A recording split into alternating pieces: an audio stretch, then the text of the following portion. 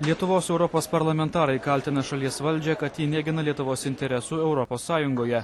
Esą Europai pranašaujamas naujas sunkmetis, o Lietuva beatodairiškai priimdama visus Europos Sąjungos siūlomos teisės aktus ir sutartis visai pamiršta savo interesus. Jau tu nusprendė, sakyčiau, tauta nusprendė atsisakyti dalies nepriklausomybės už kažką tai padaryti reikėtų tai sąmoningai.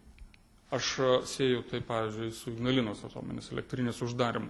Trūksta pinigų, Europos Sąjunga šiandien neduoda 500 milijardo eurų, kažkur tai tiek trūksta, bet Lietuva kelias dienas, kelias savaitės anksčiau pasirašo finansinės tos drausmės, biudžeto drausmės sutartį, lyg tai nesusėdama dviejų dalykų. Nėra paprastų interesų, yra valstybės interesai ir mes turim už tos interesus kautis. Taip pat Lietuva esą aklai vos nepatvirtino tarptautinės kovos su piratavimu sutarties aktą.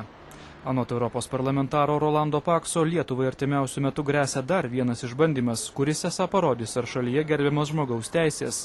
Konstitucinis teismas nagrinės grupės Seimo narių prašymą, kuriame teigiama, kad konstitucijai gali prieštarauti vienas pavasarį Seimo priimtas įstatymas, kuris taip pat ir Europos parlamentariui Rolandui Paksui atveria kelią kandidatuoti rinkimuose. Konstitucinis teismas tokią išskirtinę Europai dieną, Lietuvai dieną, rugpjūčio 23, norėtų sustabdyti šito šūkio įgyvendinimą. Tikiuosi, kad jiems tai nepavyks.